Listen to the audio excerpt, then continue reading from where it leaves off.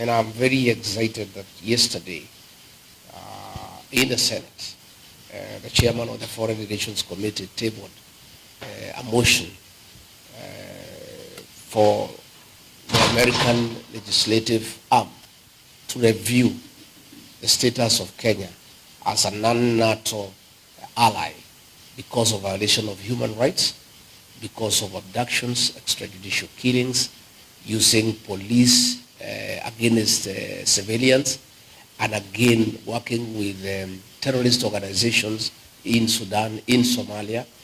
And I want to appeal to the people of Kenya living here and working here in the United States to take time to lobby their senators and their congressmen so that they can know exactly what is happening in Kenya, so that when this particular motion comes up for discussion, there is support from the senators here in the United States, because Kenyans here are quite informed as to what is going on back home, and they can get evidence from home on the issues of extrajudicial killings. In fact, it is very sad that President William Ruto had the audacity to publicly issue orders for people to be shot. His Minister for Interior gave a shoot to kill order, which is happening every day. These are some of the things that must find their way on the floor of the Senate here in the United States, so that the American government can be well appraised of what is going on back at home. And we are hoping and we are appealing to the American government, and specifically President Donald Trump, that as he chooses an ambassador for Kenya, because the position is vacant, to consider to give us an ambassador to Kenya of the same caliber and thinking and orientation as Smith Hempston, who came in to help the people of Kenya when they face similar circumstances of violation of human rights and the erosion of democracy. We'll be very happy if we could get an ambassador the caliber of Smith Hempston to come to Kenya and help us restore our democracy. Nataka unisikize mzee kwa makini sana. Niliongea haya maneno wiki iliyopita, lakini ni kama hukupata vizuri. I want to take you through something very very important. William Ruto, ulisikia nikisema Martha Karua alikuwa Amerika, na amekuja na report inasema wazi kuwa wamecombine report yenye unafaa kupelekwa ICC. Pili, nikauliza, it's not a coincidence, all opposition leaders in Kenya kigafula wakadisappear na wakapatikana US, wengine another place. Wakenya wametoka nje kuandamana haki yao kikatiba, lakini imebainika wazi kuwa serikali yako imeua vijana. Sijaona tena vikao zikibuniwa pale Senate in the US chambers. Senator wana discuss madai ya William Ruto na mauaji ya majenizi in his own country. Hiyo ni kitu umeona hapo jini, nimeattach hapo, NTV imeweka. Angalia hapo chini hiyo attachment. William,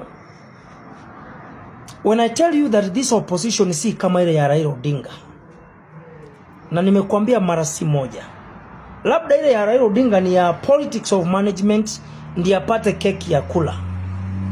Hii opposition is an opposition based on issues. Wamejikuta Amerika wote.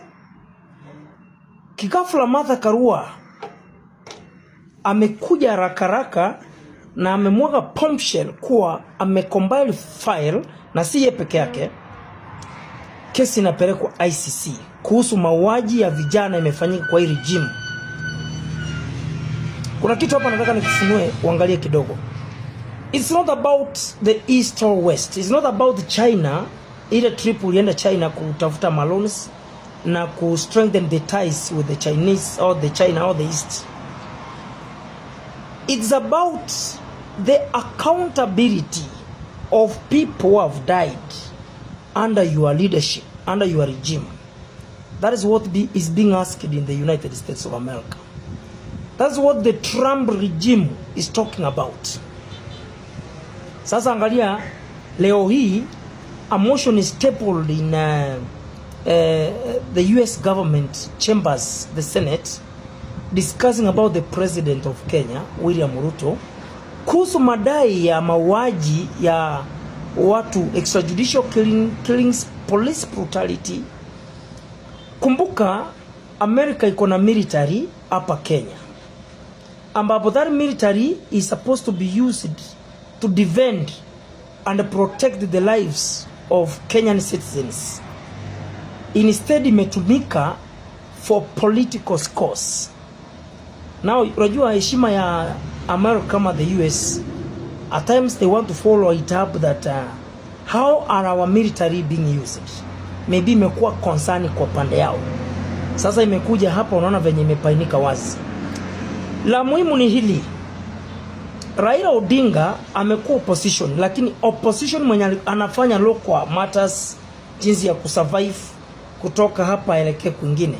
Lakini opposition tuko nayo Kenya hii is the true opposition that accountability must be seen from the regime in office. Ruto, I can tell you, if you look at what Moses Kuria said, hiyo ni alarm. If you look at what Boni Halwale said, ni alarm. If you look at what opposition leaders of this country are talking about, ni alarm. Look at what Gen Zs are speaking about, ni alarm. The church spoke about it, ni alarm. Who is left? Teachers came out, they spoke about it. It cannot be 53 million Kenyans are wrong. You need to call yourself a meeting and think, if are you in the right direction? Where is the country before it is too late? Because I'm seeing it's already late. Late. Kabisa late. Ruto, umechelewa mzee. Where we are headed to see kuzuri. I have asked our teams to keep a record of all these actions that are unlawful, that are being perpetuated by the police, so that these people will be held to account. I want to ask families of Gen Zs who are killed, who disappeared, to make sure they document all the circumstances under which their children disappeared, under which police station, so that the commanders of those stations then will be held to account. And let me tell officers commanding police stations, officers commanding police divisions, all the atrocities against the people of Kenya that are being committed within your jurisdiction, you will have to answer it one day. If you see what has happened in Kenya, there was the issue of Aglo-leasing that took place in the year 2003. The courts have decided, so many years later, almost 22 years later, that those people will have to face justice. So all those police officers in the DCI, in the National Intelligence Service, in the National Police Service, officers in the Ministry of Interior, who are committing crimes against the people of Kenya, when we form government in 2027, you will have to answer for those crimes of commission and omission, because that is the way the law says.